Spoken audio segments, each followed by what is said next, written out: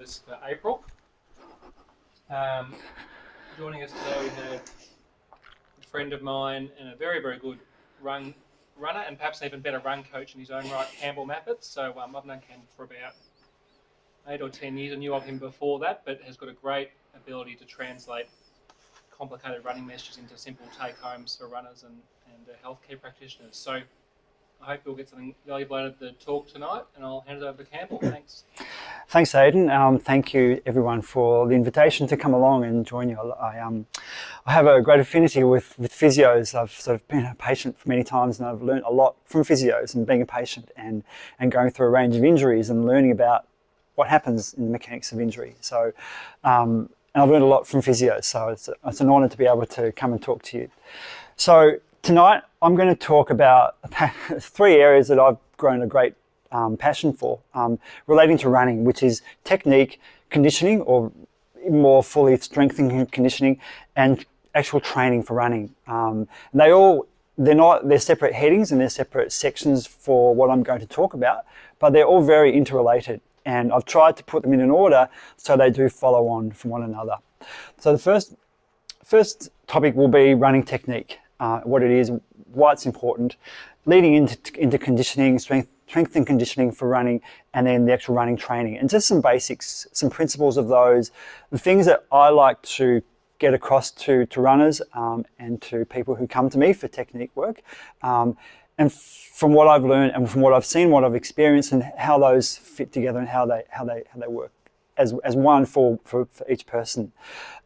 So the way I want to present this is to you, not to tell you how to suck eggs, but just from the perspective of a running coach to you guys. Some of it might be something that you already know. Some of it you'll know more than me about, like with some of the strength work particularly, but hopefully you'll pick up something from it.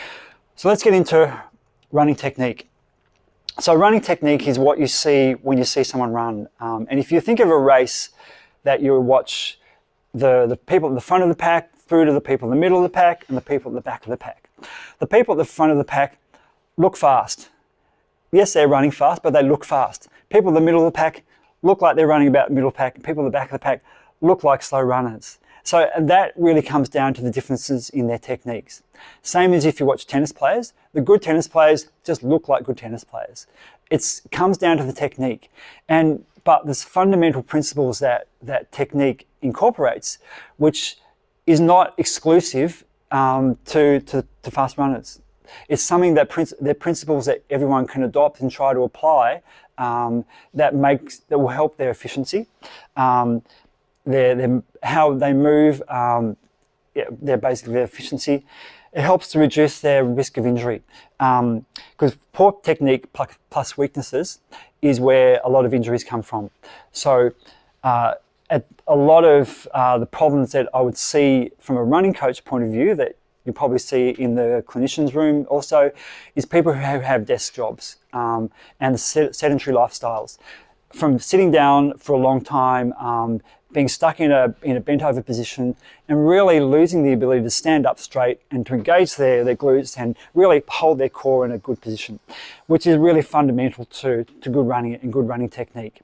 And that's really a lifestyle thing that combined with weaknesses that often go hand in hand with that from sedentary lifestyles can lead to overuse problems, because people just don't have a balanced technique, and we'll get onto that shortly. Promotes balance.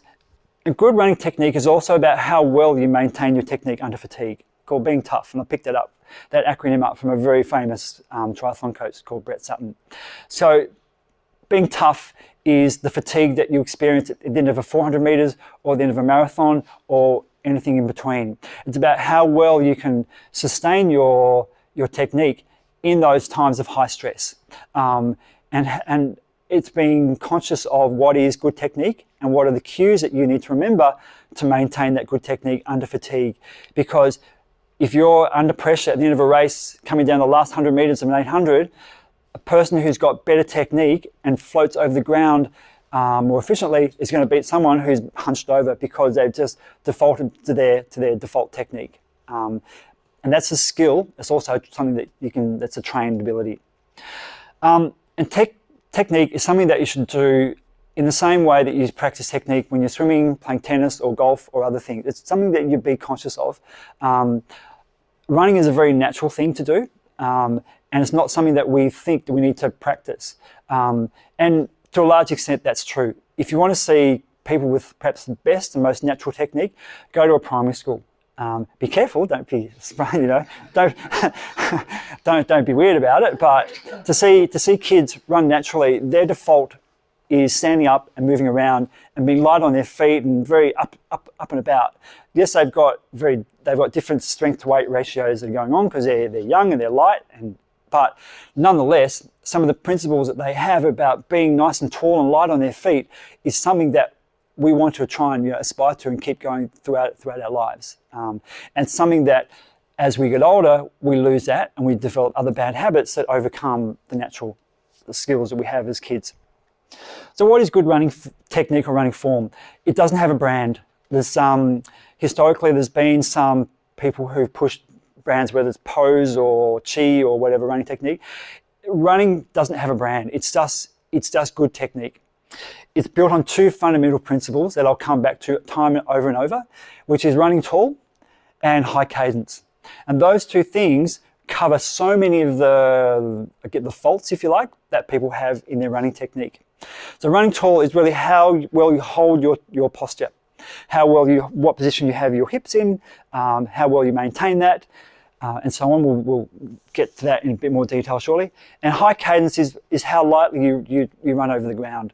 Do you thump into the ground with a long loping stride, or are you lightly touching the ground as you run?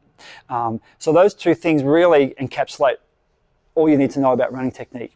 And if you look at all the best runners, whether they're Eilish McColgan, who's got legs like a giraffe that go everywhere, or someone like Eliud Kipchoge, who is poetry in motion, they've both got the same fundamentals, these two fundamentals down pat, even though they look very different, because we're not worried about their peripheral limbs and what their hands and feet are doing, it's what's happened through the core. And again, we'll get to that shortly. It's a whole body movement, it's not just legs and feet. It's closely related to daily posture and lifestyle. So when someone comes to see me, the first thing I get them to do is stand up. And I'll look at their posture. Because if they're standing like this, that's how they're going to run. If they stand like this, that's how they're going to run. If they stand with their butt back, that's how they're going to run. So the way they stand is the way they're going to move when they run. Because you're the same person. You don't become this different person when you put on running shoes. You have the still same biomechanics. You are still that same person. So the first thing I get to look at is their posture. How well are they standing? And that, if you get that sorted out, you've covered off the first principle of running tall and having some awareness for them about what that is. It's independent of footwear choice. Eliud Kipchoge could run well in gumboots or in his Nike shoes. It's footwear helps, it's a tool, but it's not the silver bullet that people think about. I hope it is. And it's a skill. So how to assessing run technique and when to analyze running technique. So there's some few times when you might want to look at running technique. You would, I guess, most likely see people post-injury or coming back from injury, which is a really good time if you're thinking that a change needs to be made. That is a really good time to make a change. Otherwise, you need to be very careful with running about making changes, deliberate changes to running form. There's subtle ways you can go about it, which we'll get to, but trying to make a deliberate change to running technique is an area to move very carefully in. And coming back from injury is the best time to do that because they're coming back and they're re-establishing loading patterns that will make changes to technique and changes to loading patterns a little more easier to accommodate because they're not trying to fast forward to get to a stage of fitness where they were recently or where they currently are. During a race is a great time to film someone, to watch someone. You could, and I did a race back in September. It was a 10K on a track. And I got some video of the start and the end. And it's really interesting to compare how form changes as you fatigue. As I was saying before, technique under fatigue is a real thing. You might feel like you're still running very nicely, but to see yourself run can be very eye-opening to see that change and what's happening to your technique as you go along. And during training, training's good. It's okay, but it's not. You want to use, if you're going to look at someone during training, you want to see them at different points in training. So during a hard session, whether it's during the warm-up, during a moderate paced effort, or towards the end of a session where they're under fatigue, again, you want to see what technique they're defaulting back to when they're really fatigued, because that's gives you the ideas the insight about where to focus on with technique. And how to look at it, how to look at technique with the naked eye. People with a good eye for running will be able to spot just little things in technique that comes from just experience and having some insight. And also with a naked eye, you can tell just how fit someone is. So when someone's really fit, their technique will be subtly better than when they're not fit. Even the same athlete, within a space of a few weeks, they can go from out of form to in form, and you can see that in their technique. So naked eye is a really good way, but it's at real life, it's at normal speed. Using a phone or a tablet is great these days. I used to have to use a video camera, to download it onto my computer, to convert it, and then show someone what they look like, which took 5 or 10 minutes. But now you can take a shot and show it to people straight away, and slow it down and look almost frame by frame, go forward, backwards, and really zoom in, which is amazing that you can do that. When looking at technique, you want to look at from side on, from front on, and from rear on. We're going to, I'll get onto those different aspects and what we're looking for in from those different angles shortly. And assessing for technique, the first thing to ask is why. Why are you interested in technique? From the perspective of a physio, you're most likely looking at it from an injury point of view. And I've got a really good example coming up of my brother actually, and some work I did with his technique because he had an injury. Sometimes you can relate injury directly to technique, which might be coupled with imbalances and weaknesses, but nonetheless, technique is part and parcel of this picture. But thinking that I'm going to go and see a running technique coach and they're going to engineer a change to my running technique is really, really fraught with danger. Because if you're a runner, if I went to see, I do a lot of running, 100 and whatever a week. If I went to see a coach and thinking I'll only be happy if I go away with a new technique, that's going to present all sorts of problems because it'll most likely change my loading patterns. And with the amount of running I'm doing right now, injuries are going to come my way.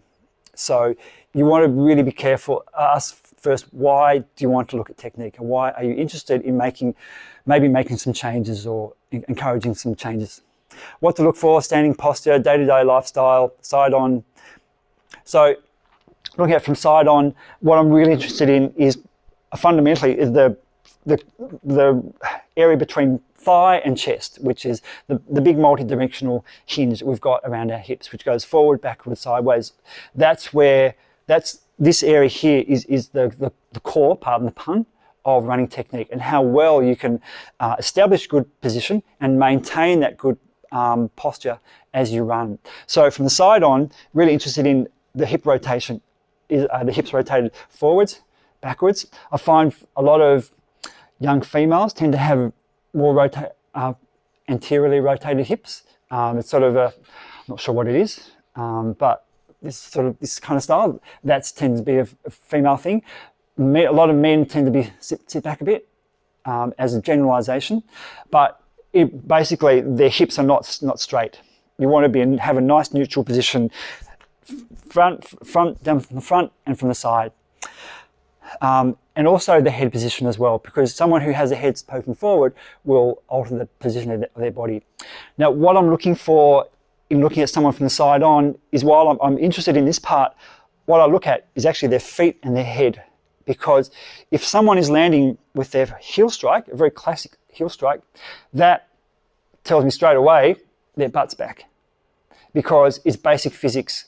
You're working against gravity. That's the number one barrier to running is gravity. And if you're the reason you're landing on your heels is because your butt's back and your torso's forward. And if you didn't land on your heels, you land like this, you'd fall on your face. So your body is making these changes subconsciously to keep you moving forwards without falling over. And the counter to having your butt back and leaning forward is to land on your heels. And if you find, if that's the case, if someone brings their hips forward, you'll find they'll start to land more mid-foot. It's natural physics and natural biomechanics. So the telltale sign is their foot strike, and specifically the angle of their shin. If their shin kicks out with a little bit of a angle like that, that will tell you their butt's sticking back. Which is then, if they've got their butt back, would also suggest they're not using their glutes very well. They're quite likely going to be overloading their hamstrings, proximal hamstring tendinopathy. There you are. It's because of that habit that they've developed from being bent over and not really forgetting how to really straighten up and use their glutes as the driver, the main driver of running. Head position as well. If someone has their head forward, that has the same effect of leaning their body forward, which unbends them, if you like, puts them in a bit of a pike position. They'll also quite likely be a heel striker. Not always, but it's quite often they go hand in hand. And if they're a heel striker, if they've got their butt back, it just signals that they open themselves up to a range of injury problems, potential problems, but also it's just not as efficient as someone who has more a straight posture and torso. Looking from the front and rear, in particular from the rear, you can see it better, is the hips, are they dropping either way? And again, the thing that often is a telltale sign of a hip drop, well, two ways of seeing it. One is you'll see when they land, their shirt might go like this, and you'll see that sort of angle in their shirt and their shorts, they drop. You'll see their spine often has a bit of a curve in it, but often what you'll see is an arm swings out, because again, if someone has a dropped hip like this, which means they're sort of weak on this side, their tendency would be to go across that way. So what they'll do is they'll swing this arm out to counterbalance. So you'll see an arm swing out, and that tells me quite likely that they've got a hip weakness, they're losing stability, and they're doing that to counterbalance themselves, to keep them going in a straight line, which is what they're trying to do, but they're not aware of it. Sometimes it's a habit. There was a story that Haile Gebrselassie used to run with his books under his arm to school, so he developed this little habit of running with his hands, with his arm out like this, because he was so used to carrying his school books to school. True or not, I'm not quite sure. But another example was a guy who used to run in our group, Ryan Twisty, remember? He came to me and we did a session, and he was running like this. And I thought, oh my God. And he's an athlete, so he's not someone who's got these inherent weaknesses. But in talking to him a bit more, he told me, oh yeah, I used to play cricket and I used to be a fast bowler. So thinking, that was his habit. As he bowled, he became very dominant on one side and had developed the lean to that side in his running posture and his torso. So for him, he wasn't maintaining that run tall posture, that run tall fundamental that I talked about earlier. So it wasn't so much a case of telling him to pick up his shoulder, it was telling him to run tall, keep running tall, run tall, run tall, and over time he developed the habit of straightening himself up and overcoming that hitch, if you like, in his posture. So really all this comes down to the hips and what control does a runner have over their hips from the front or from the side, and just how is it rotating, how well can they maintain the stability of their hips as they run. And then the last bit is leg stiffness, which relates to how much do they sink down when they run, when they land. Someone who has a long loping stride will often sink down a lot more and have a lot more to push up than someone who has a short, light stride and who's fast, who really just touches the ground, and they have very, very stiff legs, if you like, and they sink only a small amount before they push off again. So that's related to the other principle of having a high cadence and a light footstep. So the last point here around when to refer a runner to physios like you guys would be if someone really has a real weakness that needs addressing. So it might be someone who just has, well, if they've got an injury, like proximal hamstring or knee injuries, and I can explain to them that it's probably because you've got an imbalance in your hips, you're not able to, or you've got, you're suffering pain and you need some help with the symptoms. But also then retraining some of their posture is when I would refer them to a physio who can give them the fine specific motor movement cues and patterns to try and re-establish some strength there before then moving back into more of a functional movement. So having the strength then is and the ability to control small muscles and small movements is really important to then leading that into running, turn that forward into running. So running tall, the number one principle is having a tall posture. I explain it to people like it's like going down to Port Phillip Bay in the middle of winter and walking in and really sucking yourself up because it's so cold and you just don't want to get wet. That's what being tall is. It's also limiting the amount that you sink down as you run and limiting the amount of hip drop that you experience. It's leading with the hips. So we'll get to some cues in a moment, but it's driving with the hips and not so much pushing forward with the hips, not pulling forward with the hip, but pushing with the glutes, really squeezing the glutes and really driving forwards. And when we get to the strength and conditioning, I'll go over some movements that I take people through to really try and reinforce that pattern. And having the mental cue of running over the ground, not across it. Okay, people think I'm running across it as a default, but if you get in their mind, I want to run over the ground, it gets in their mind that they're aiming to be nice and light, and like running on hot sand, you just want to lightly touch the ground and leave small footprints. So it's a bit of a mental cue that they can help them to just change their body position a little bit. Having a straight back, so for people who have sort of very arched backs or whatever, rather than saying straighten your back, suck your belly button in. That's a little cue that I often use to people to help them to straighten up. So it's not, I try and avoid saying to people, stop dropping your shoulder or stop arching your back or whatever, but rather give them more of a positive cue that they can work on to do that. It's like, I'm a school teacher and you've got to be very careful to say to students, not to say stop doing that, you try and say start doing something else. And by doing that, it'll hopefully stop what you want them to stop doing. Back straight, chest out, chin in. So chest out, but chin down a little bit. And just be nice and being tall, being at your maximum height like you're in a soldier lineup. And then high cadence. So the principle, fundamental number one, fundamental number two is high cadence, which is quick, light steps, which goes hand in hand with being agile. Some of the drills I'll get people to do is focus on them being nice and light and coordinated. So being able to do skips. It's a skill it's not so much the skill of doing high knee skips, it's this agility of being lightly touching the ground. How quickly can they do that? How well can they move across the ground? How lightly can they touch the ground? And focus on body position, not foot landing. As soon as you start to focus on foot landing, you're opening yourself up for some problems. It's like the tail starting to wag the dog. No, the dog wags the tail doesn't wag the dog. Think of it from that point of view. You think about what your body's doing and your feet will find their own pattern. Hip control is crucial, as I said. The importance of the glutes to stabilize the hips and to propel. And again, when we get to the conditioning part, I'll show you some exercises that I show to people to highlight that part. Now, what does that look like? This is Martin Dent, who was an Olympic runner. And this is from Gold Coast Marathon. I think he was pacing, but this is about the 27K mark. So you can see he's tall, he's up, he's on top of the ground. When you see him run, he just lightly skips over the ground. He's got really nice light technique. So he's running tall, he's up and over, he's leading from the chest and the hips. So his hips are not sinking back, his hips are over his feet. So one cue that I like to use is from a foot placement perspective.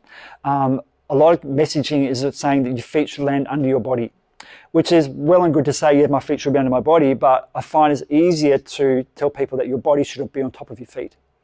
Oh yeah, okay, I'm on top of my feet. So another mental cue, make sure your body is over your feet when they land. Not that your feet are under your body, same thing, but different perspective. It can help people to reframe it so they can try and achieve that. So his straight aligned torso, he's driving from the glutes. You can see there his glutes are going to be doing the work there to push him off, as they should. Next frame, mid stance. So he's tall. He's not. You can see he's nice and straight. He's right on top of his stride. Same thing if you think of people who are like swimmers.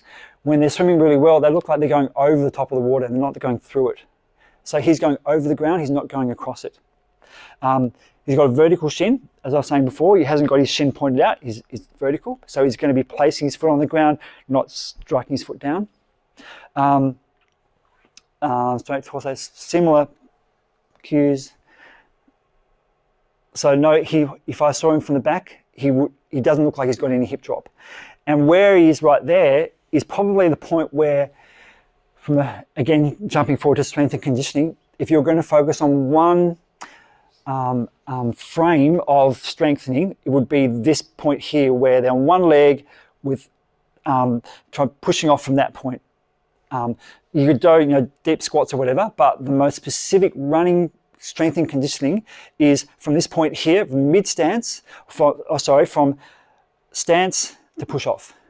And if you can train someone to be really stable in doing that, one leg stance to push off, so the hips don't drop, so they're nice and straight and stable, that is the most specific and helpful strength movement that you can train someone in on one leg. And you can see it right there in action, perfect form, straight, tall.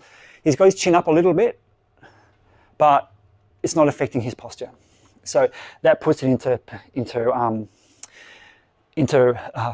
real life. So some common faults: hips rotated forward or back, leading to sitting. So people who have their butt sitting back, you talk about that in a way using language like they're sitting in a bucket. So they've got their butt in a bucket. Slow cadence. So those two things they're not tall because their posture is sort of bent over at their hips. Slow cadence, meaning they're not light on their feet. Rounded shoulders, slump back, arm swings across their body like this, as opposed to some people swing their shoulders rather than swing their arms from their shoulders. Leaning forwards from the waist, focusing or changing their foot landing position. This was very big 10 to 12 years ago when the whole barefoot movement was at its peak. People were thinking, I'll wear these barefoot shoes, Vibrams, and I'll try running on my forefoot, which was a boon for the physio industry. But it was people, like I was saying, the tail trying to wag the dog. Yes, you can. A good tool for technique is to get people to run a little bit on grass or on sand, because it gives you a different feedback through your feet rather than having a lot of cushioning through your shoes. And that gives people different feedback, and it does change their technique for the better, but it's not something that you do all the time. You just give them a little taste of it every now and again, just to reinforce what it feels like to run that way. Changing technique for the wrong reasons, trying to look or run the same as someone else. You are you. Everyone's got different biomechanics, their limb lengths and all sorts of things. And you'll run within the constraints of your body, albeit trying to achieve the principles of running tall and having high cadence. Now I'm going to get on to, hope this shows up. Otherwise I've got the video. Yeah, so this is my brother Sam, and this is from about, that might not work, so what I'm going to do,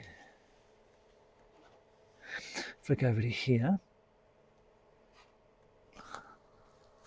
Wait on.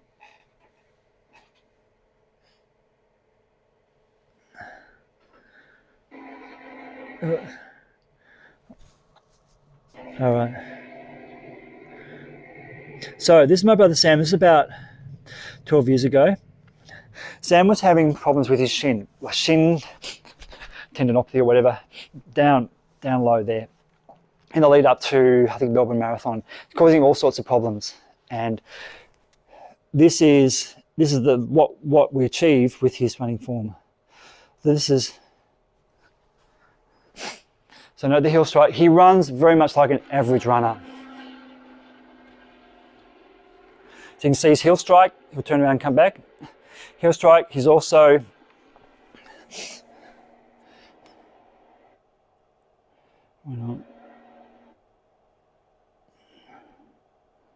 see that shin angle, heel strike, and if we go a bit further forward, shin angle sitting back. He looks like he's just sitting back a bit. So then we did all this over the phone. Actually, I was trying to help him because I could see, well, that would seem to me to be the problem, because every time he's landing, he's doing eccentric loading through his here, which was causing the problems at the front of his the problems at the front of his shin, because he's striking with his heel, eccentrically loading his shin, causing the problems. It seemed pretty obvious. So this was a little project we went through. This is the in-between. So this looks a lot better. But there was something about this that just wasn't quite right. See if I can slow this.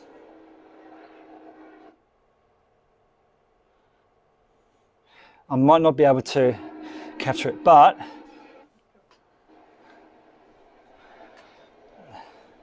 he's a lot better. You can see there, he's now landing more mid-foot, forefoot. He's more upright, but the problem with that was that he was too forefoot and he was sliding his foot onto the ground like that. So he was coming down like that, which is not sustainable. It was a very big change in the loading pattern from what he was doing, but that forefoot landing was just going to put so much load through his calves, through his eccentric stabilization that's required when he hits the ground, and it just wasn't going to be sustainable for him running. So he was getting a lot closer, but it wasn't quite there. Until finally we got to this. Can you see that? So now he's slightly tapping the ground. So let's see a bit on this one.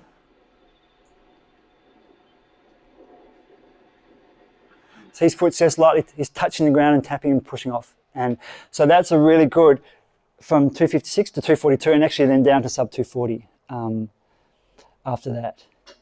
So that, Sam, that's a from current slide. Let me go forwards. Sorry. So that was a really good example, and it solved his shin problem in an instant, like straight away. It just wasn't there because he wasn't doing that eccentric loading. So that's a really good example of someone with an injury who overcame it through changing his technique. So summary advice, universal advice: run tall, fast or high cadence or light cadence, whatever term you want to use. So as opposed to running slow and slumping down, be nice and tall and over the ground, like Sam was in that last video. It's individual for each person. Develop cues. So different people have different cues around what they need to remember. It could be around their chin or their hips or their whatever it might be.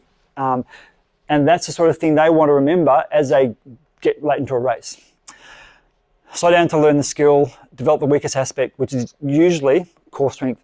Not so much core strength, but how well can they control the hips, like with fine movements. And that's where you as physios is your field, to give them that skill to how well can I use those little muscles to achieve those fine changes, and then putting that into action. Watch other runners, because if you know some of the fundamentals, you can see it in other runners. What are they doing? What makes them look faster than that person? What makes that person look smoother than that person? And then keep it simple. These two things capture it all. Okay. Anyway, that's the end of the first part. I'm not sure if you want to hop up and have a bit of a. Actually, we might do it. Everyone, okay. Everyone, stand up. Reach to this. I did this at school for kids. Reach to the sky. All right. Turn right. Twist to the right. Twist to the left. Touch your toes. There we are. Sit back down. Feel better already. All right. So strength and conditioning. And why is it important? Hopefully you don't need convincing about this. Overall health. I'm 53 and I know that strength is an important part of my existence, not just as a runner, but as a person, so I can function later into life. It's good for your posture because it gets you moving through a range of motion that you don't get if you've just got a very sedentary life. Develops resilience and robustness. Just because you're strong, you can lift things. It counters the effects of aging, and also it helps with running economy. And that's from lifting heavy stuff, like heavy stuff. It starts with doing body weight work or light weights to develop the skill, but then lifting heavy stuff is where you get the real economy benefits from running. So this might be where I'm telling you how to suck eggs, because this might be all familiar, but the way I approach strength training is very simple. There's a small number of movements you need to do to cover the fundamentals of strength training. So from a lower body and upper body, there's push, pull, hinge. So push is a squat, hinge is a deadlift, pull is probably, you could say deadlift is also a pull, but so you do a push is a squat, hinge is a deadlift, and then unilateral work, which is single leg exercises ranging from step ups, lunges, single leg deadlifts, Bulgarian squats, split squats. And so this is where you develop the strength. This is where you develop the conditioning that will help you with the more running specific movements, as I was saying before, particularly that one where you're mid stance at the peak of your loading, where this is where it's in these movements that you practice or utilize the strength you develop there in a movement. That's very helpful. And lower legs, calves, which are just so important. You know, that's old person's calf syndrome. I've had that. And then upper body, very simple again, pull exercises and push exercises and carry exercises. So pull could be pulling that way, or pulling that way. Pushing, same thing, pushing that way, or pushing that way. There's a few different angles, ways to do it. You can do it double, two arms or single arm. So the benefit of doing single arm work is it allows you, just develops greater stability through controlling one side of your body under load, when the other side is not loaded, as opposed to doing it bilaterally. And they're very simple. You guys would have all sorts of variations and nuances in some of those movements, but basically to develop strength, it comes down to these basic exercises, which makes it really simple when you're putting together a program, because there's not much to go through and you can get a good session done in 20 to 30 minutes because you're only doing 5 or 6 exercises a go at a time. Core exercises. This is not so much an area that needs specific focus if you're doing the other exercises correctly. So if you're doing the squats, the deadlifts in the correct way, you'll be getting plenty of core training through there. Where you might want to do some specific core work is for variety, if you like, for a break between the other exercises. And what I like to do with those is particularly focus on, for example, exercises where your hips are in the air and you're supporting it through arms and legs, and you're just changing the loading through hands and feet to really develop the control around your hips. So dynamic control, not static planks, but dynamic planks of taking hands and feet off and rolling around from front to back. So you're actually moving and still having the control around your hips. And get-ups are really good. So Turkish get-ups where you're on the ground with, say, a weight above your hand and you're standing up is really great. Those are really good for core strength. They're hard, but they're really good for core strength. And plyometrics, there's all sorts of plyometric exercises. I find the very basic ones that are great are pogo jumps, double foot jumps, hopping, and box jump sits from the ground up onto a box. So there's only 3 there, but that really covers the bulk of the plyometrics that you really benefit from. Doing depth jumps or other things, they're very high stress and not so much high skill, but you just don't, for a running point of view, you don't really need those. Now the movement emphasis, and this is perhaps where the gold is, if you like, in terms of strength training, is how do you execute a squat? And this is where I said I'd sort of demonstrate how I explain it to runners. So, and it really comes down to how well you use your glutes. And the best exercise I know to demonstrate that is doing a lunge and doing a reverse lunge. So I get my runners to do lunges as part of a warm-up before they even start running. So forward lunge, lunge with a twist, a side lunge, etc. But the best lunge of all is a reverse lunge. Because when you're lunging like that, so you've got two angles. You've got a knee angle and you've got a hip angle. A lot of people will think to stand up, I'm going to use my quads to straighten my knee.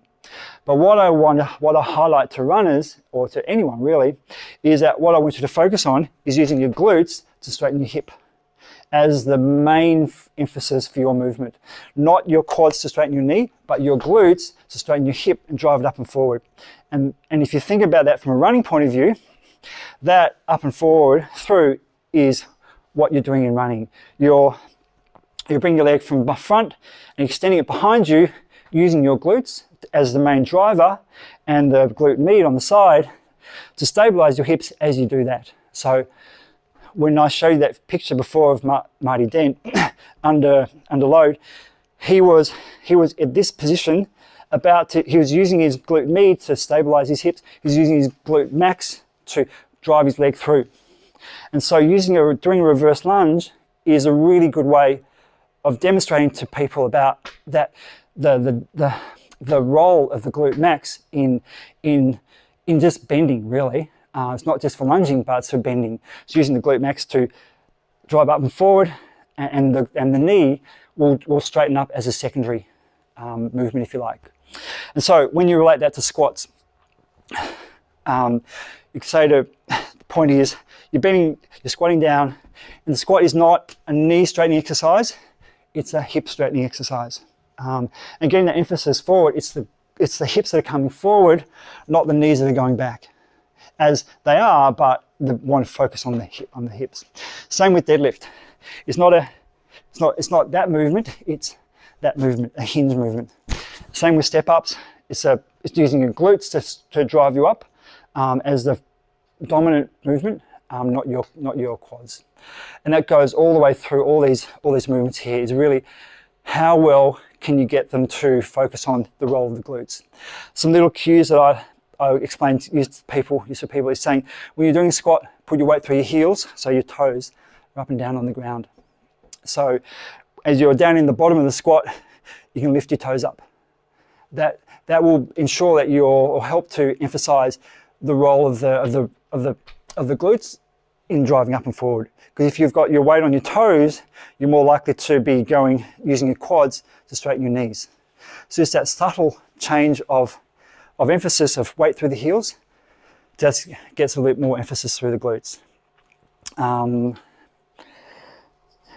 think that was the main point there. So the point was glute engagement, weight through the heels, eccentric emphasis. So as they're doing the exercises, really emphasize the down phase, because eccentric strength has been found to be really a very, very important component of strength. Is the control under load going down is a very important component of strength, as important as the concentric going up. So as they're doing exercises, maybe say 3 seconds down, 2 seconds up. Try and emphasize the down phase under control, and then up under control as well. Straight back and core engagement. So that's part and parcel of all these exercises, which is why if you do them well, core training is achieved as well. So as you're doing a squat, really bracing through your core. Try not to use a weight belt. A lot of people are not lifting such heavy weights that they really need a weight belt. But if they learn to really brace through the core as they're lifting, is what you're trying to achieve. And if you have a weight belt, it acts as a little bit of a crutch. So it sort of does the work for you, and just might lead to sort of lazy, sloppy technique. So the movement emphasis. How much to lift?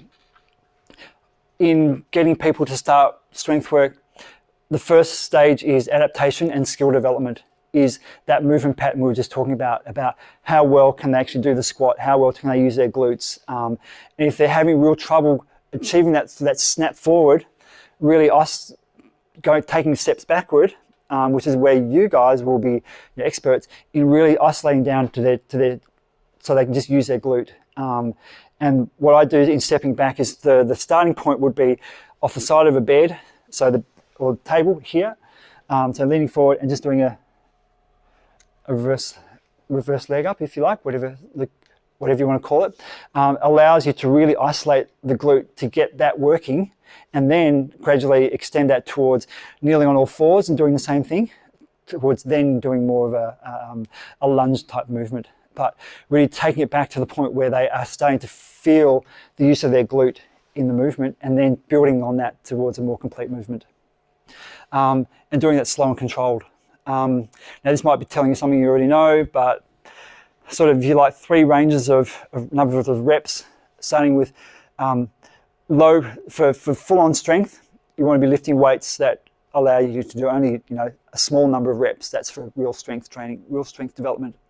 Strength and conditioning, middle range, and conditioning, which is where conditioning for me is really what you're doing with the single leg work, because you don't develop a lot of strength through doing single leg squats, but you develop a lot of conditioning to have that control as you're on one leg.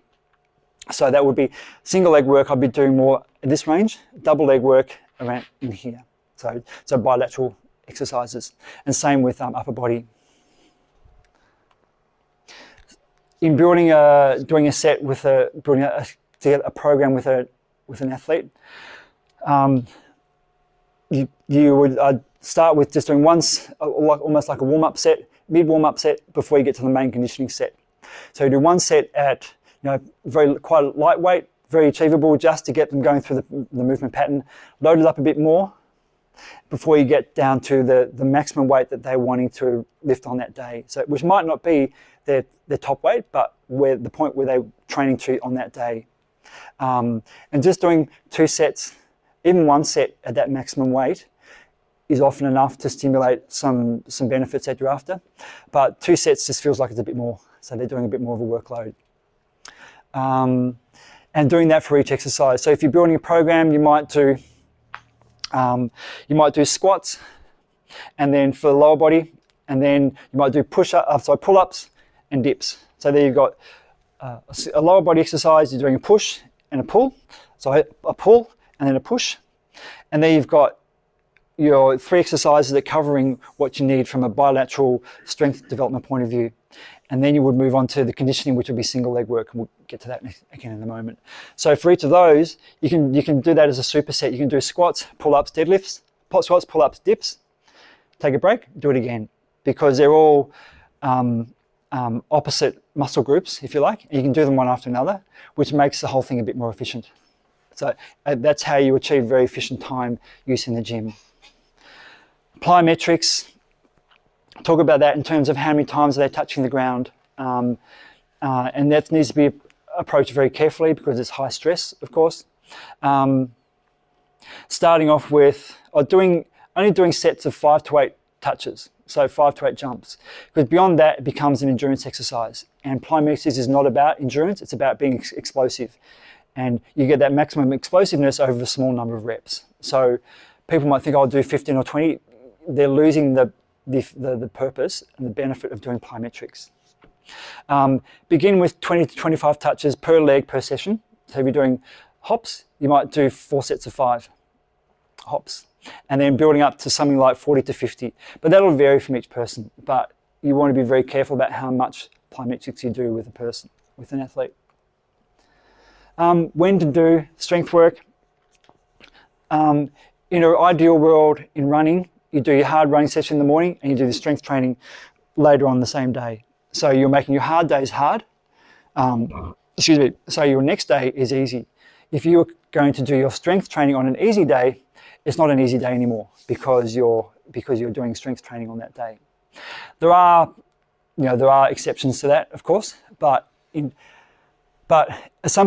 if you don't have time, you might have to do a run and then do strength straight after that. It depends on your time availability and what you can achieve. The main goal with strength training for runners is so it doesn't impact their running. It should complement their running. So yes, when they start off with, they might develop some soreness just because they're new movements or new loadings, but they're not training to be gym rats, they're training to be runners, and the strength training is there to complement their running, to develop those benefits of resilience, durability, and so on. So it doesn't impact running. And the goal is not to feel tired from strength and conditioning.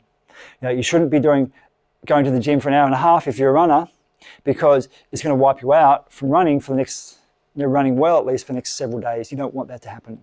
So keep it in range. Is to complement, do a little bits of it to hit the key movements and exercises that you're after, but don't overdo it. Then the way to structure a session, start off with some active movement, then do some plyometrics. So you might just do hops or jumps or something, and then do strength. So say for example, one lower and 2 upper body, a push and a pull, and then do conditioning.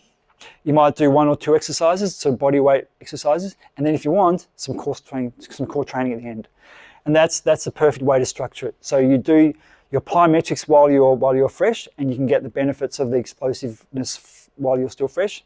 You do your strength training, which is where you want to do highest force early on, and then when you've got a bit of fatigue, you do the conditioning, which is as much of it's a skill and conditioning component to it, so that you're practicing that skill of the movement, the single leg movement, while there's some fatigue there. And so do that at or near the end. You don't need to do any more than that, really. That covers it off. And for people who maybe are not so keen on going to the gym, this is perfect. You can knock that out in 20 minutes, 30 minutes. So it's an easy deal. The hardest part is then just having the equipment to do it with. And I think, and that's the end of the strength and conditioning part. So it's like with running technique, it's fairly simple, but there's some parts to it. So let's stand up again. We'll do another movement break. Good. All right. This time I want you to twist around to the right.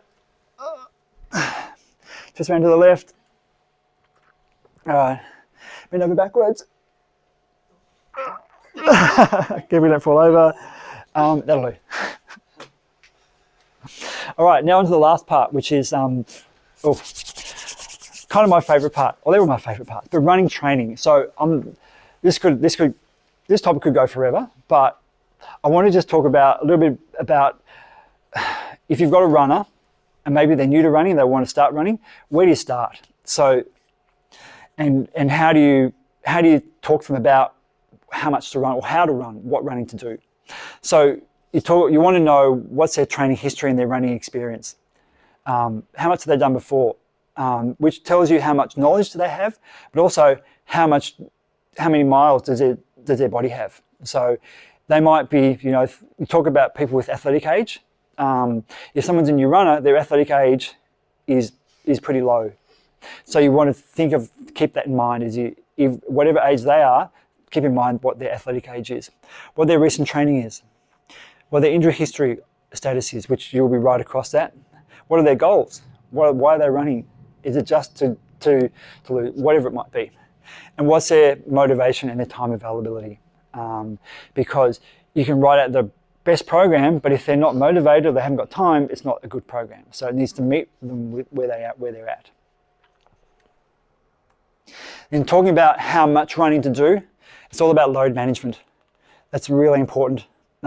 It's the most important part of training. And how do you manage how much running are they doing with what's their history, what's their durability, what's their background, how much they've done in the past, what's their motivation. It's all about balancing that out so they get the right amount of training stimulus without it being too much, without really wearing them down.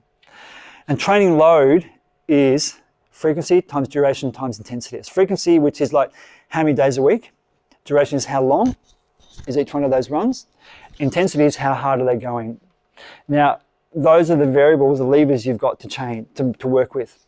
You want to be very careful about how how you change these levers, how much you move them forward or back. You don't want to change more than one lever at a time.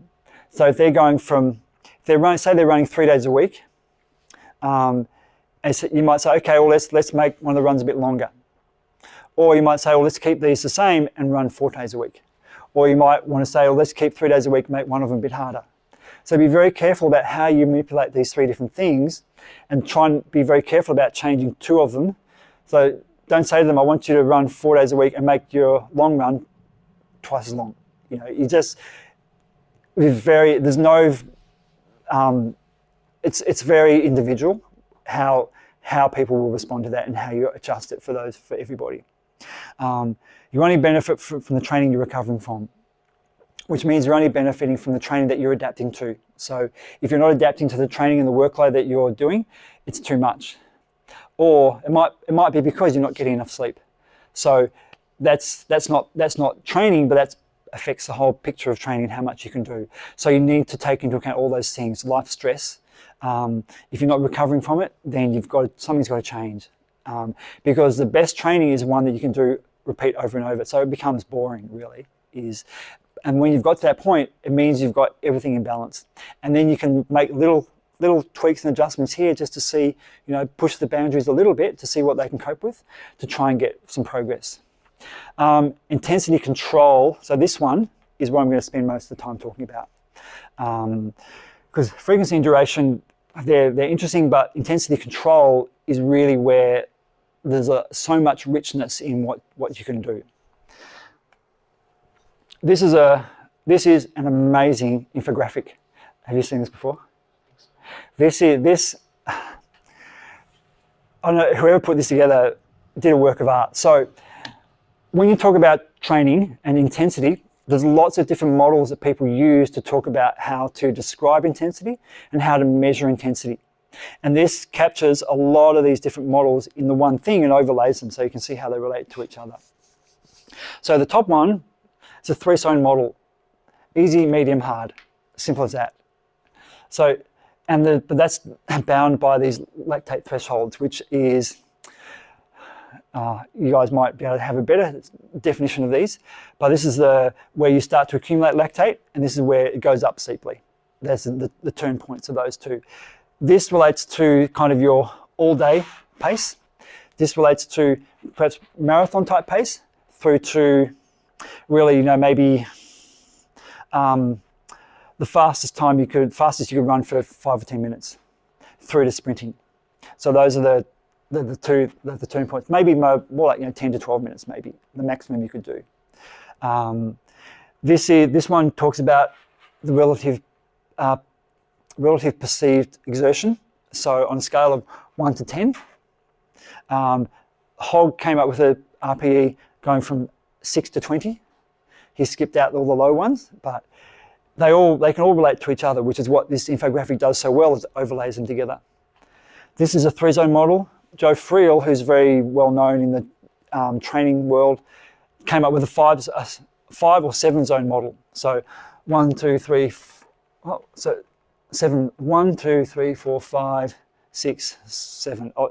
It's so complicated, but depending where your athlete is and what their goals are, having 7 zones is really important.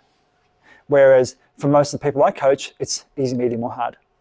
And that keeps it simple for them. I can explain it to them very simply. They can relate to it, and we'll get to that a bit more. Common terms: recovery, easy, endurance, tempo, threshold, VO2 max, sprint. So approximate time to failure, these are all day, 150 minutes, so 2.5 hours.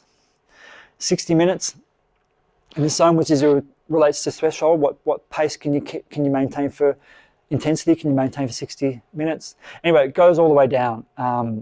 But it's such a good graph because it relates them all together, because people will often talk about intensities in different terms. This just allows you to match them up from one to another. And the reason that's important is because when you describe intensity, this gives you an idea about where you're pitching at. Can I just ask what that diagram's called? Is there a name for it? I'm not sure. Someone put this together. So it doesn't. Each of these has a name, but in terms of putting it all together, someone did it and put it out on, I'm not even sure who it was, on Instagram, and so many people have talked about how good it is because it overlays all these things together, that from lactate levels and how they relate to these different things. It's such a good chart, and it's also very good for training because you know that, okay, if my target event is a marathon, then this is the kind of zone that I'm in, and that's the kind of zone that I need to be sort of focusing my training around. I want to do bits on either side, but so the marathon zone is around here. So it tells me I need to be doing a lot of work at sort of RPE of 5 to 6, and heart rate of 72 to 80% of max. So it really helps to understand some of those terms. Now, in my group, I coach a group of rec runners, mostly recreational runners, and I use yellow, orange, red, and some very plain descriptions of them. Yellow, used for easy runs. You can talk easily without having to pause to catch your breath. And it's a very simple way to describe it, but it's been shown that if you can maintain a conversation, then you're going at an intensity that is easy, which is great. This orange zone, you can only say a few words at a time.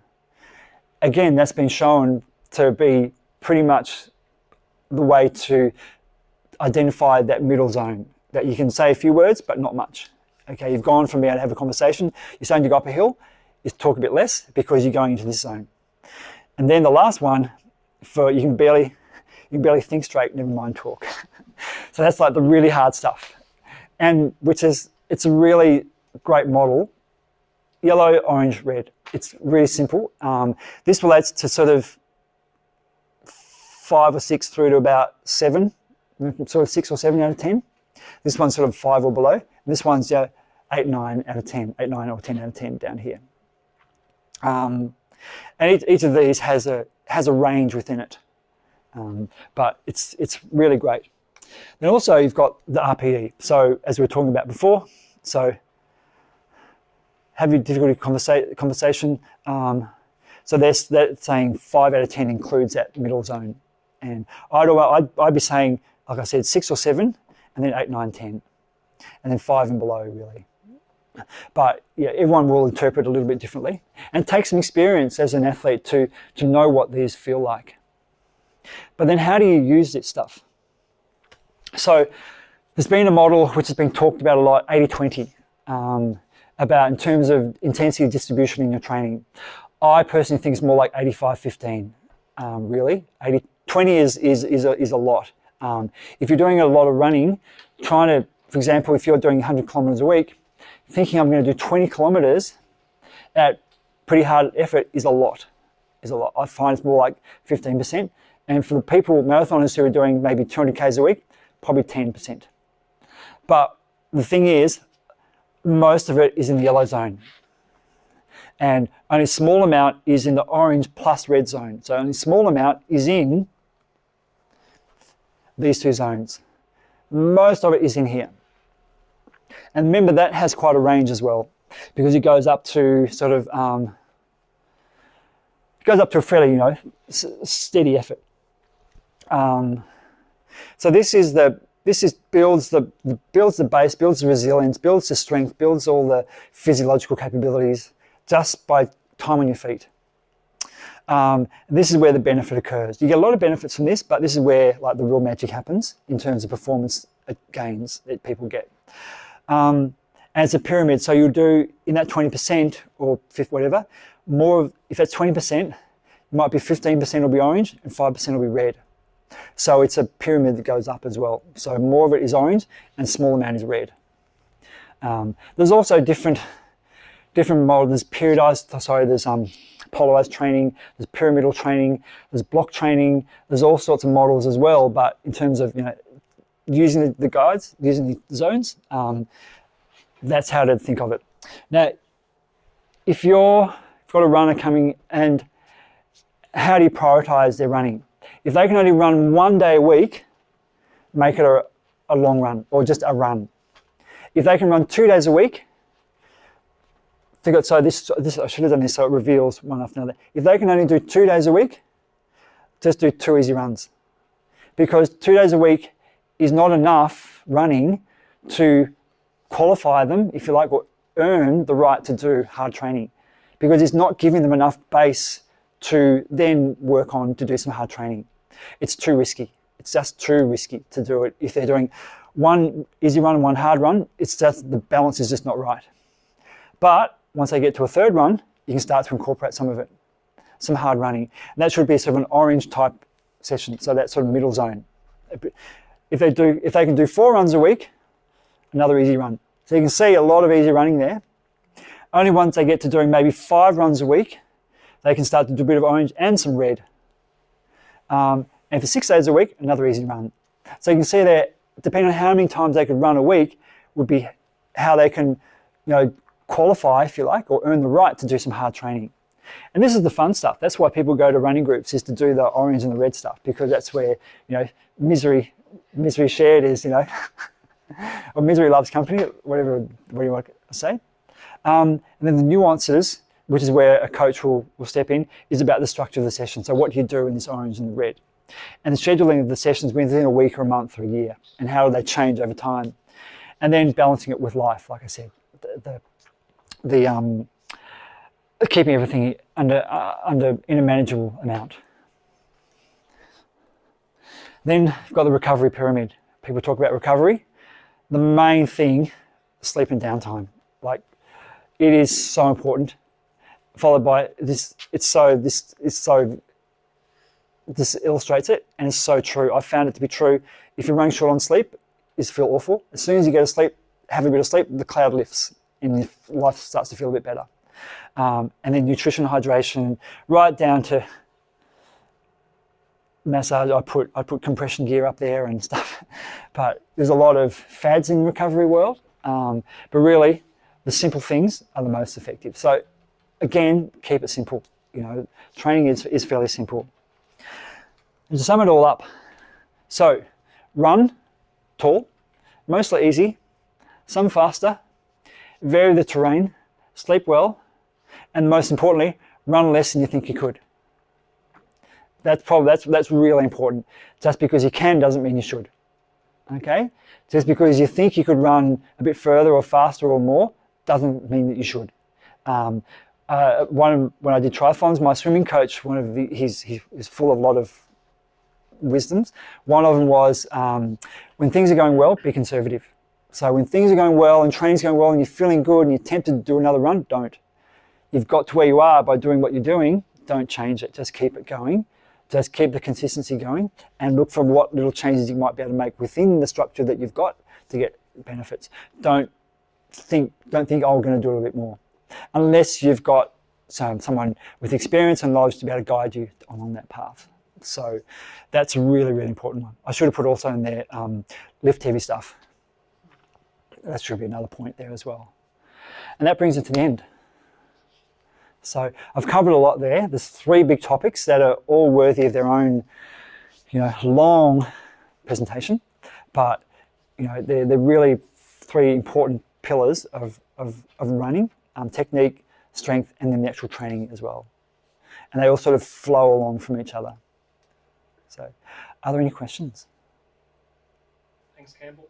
And we do have a few minutes for questions. So if anyone at home has a question and you'd like to unmute yourself and ask, otherwise people here are face-to-face jump in. Just while you're thinking of some good questions, this talk will be uploaded onto YouTube, and I'll send the link around. Otherwise, you can follow Campbell on YouTube. Just at Campbell Mathers. I'm not very prolific. Maybe don't follow. No, I'm not. You won't get much. You won't get much. But he is a great follow on Strava if you want to get some motivation to run every day. Tell me about what you think about when people want to run with hoppers. That of hoppers. Well. Or the podiatrist can also tell us as well what they think about it. Yeah, well, okay, well, I'll give them my piece. So, they've found the best indication of whether a shoe is the right one for you is if it's comfortable. And if a shoe is comfortable and allows you to run in it. There's different shoes with different feels that give you, that you use on different days. So I've got 4 different pairs of shoes. I wear all of them in a week. Some for slow, easy runs, some for medium runs, some for fast runs, and so on. They've always got a slightly different feel to them, but they're all comfortable. So Hokas fit in the category of being really comfortable that you might use as for your easy runs. The problem with Hokas is because they're so soft, is it might prompt people to run with a long, loping, slow stride, which sort of counter to what I was saying before, would be because they're so comfortable. So they're like, so are you the podiatrist? No, sorry, you're nodding there. So you want to, when you're wearing them, you still want to be conscious of your running form and your technique, to be nice and tall and to be nice, have short steps. So be careful not to change your technique because they're so comfy. Yeah. Going to the other end of the extreme with minimalist shoes, I would say no, no, and no, and no.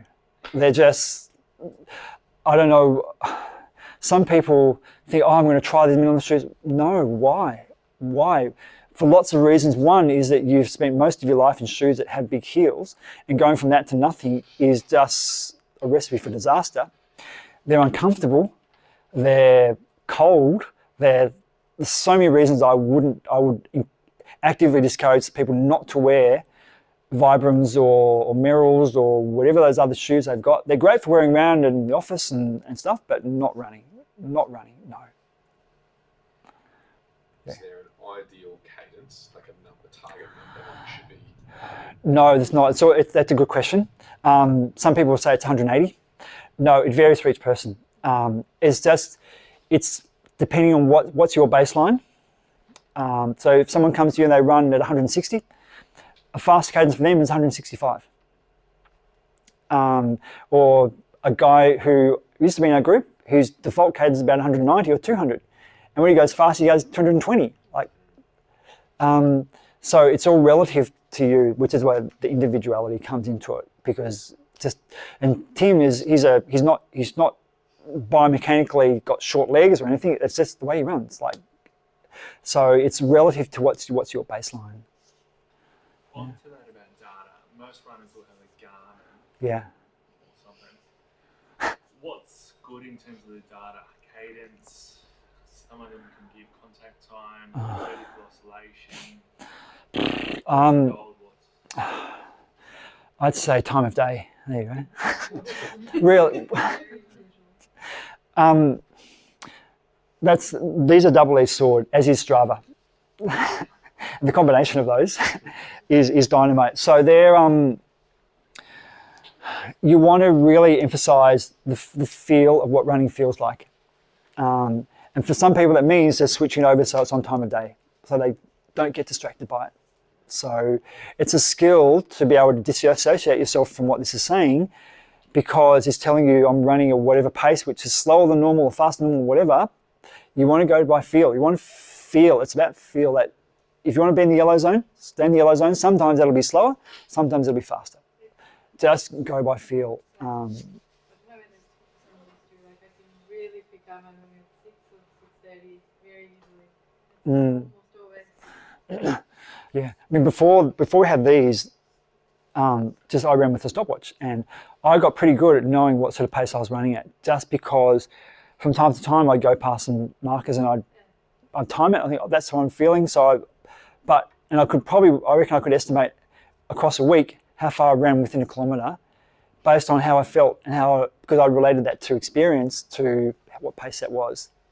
That just comes from experience, and that's what you want to really highlight. Is that what does it feel? Can you talk easily? Just be relaxed about it. But it's hard to do and then people see it on Strava and they see other people, oh my gosh, you do this. No, double. I love Strava because I love seeing what other people are doing. It's my social network, but it's a double-edged sword. Yeah. Time of day, often is pretty on the time of day. When I was a kid growing up, I lived on a farm and I'd look at the kitchen clock before I went and come back and look at the kitchen clock when I came back. And I'd only know because I learnt in geography how to, with a scale map, measure along the different things to see how far I'd run. So Yeah. You may have covered this earlier, but what do you think about like terrain, like soft versus? Oh yeah, good question. Good question. I didn't talk about that. I said vary the terrain. Vary the terrain meaning in terms of don't just run flat, run a bit of up and down, and a bit of uneven terrain as well. I run almost probably exclusively on hard surfaces. Because I'm running in the morning, it's dark, I've got sure footing on hard surface. And my body's used to it. So you'll get used to what you run on. It does feel nice to sometimes step up onto the grass and feel, oh, that just feels a little bit softer. But there are the differences from a hard surface to soft surface. In a hard surface, your body has to absorb a little bit more shock. So you do, and that it adjusts a little bit. So you do bend your knees a little bit more. So when you land, your knees do a little bit more shock absorption by collapsing a bit further. Whereas if you're running on soft ground, your body automatically straightens, stiffens up a little bit more, if that makes sense. So that, and that all happens sort of from the hips down. So that the shock you're feeling up here is the same, but the difference is what your legs do when it hits the ground, whether they absorb a little bit more by bending a little bit further, or they stay a bit straighter because the surface is softer and less stable. So there's pros and cons of each.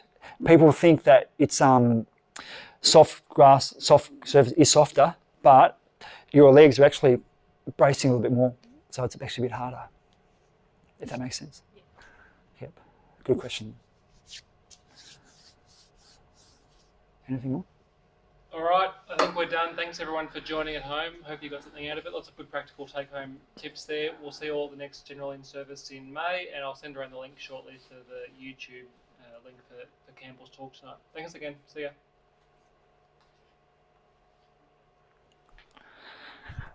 But I hope this actually recorded all the way. It's so addictive.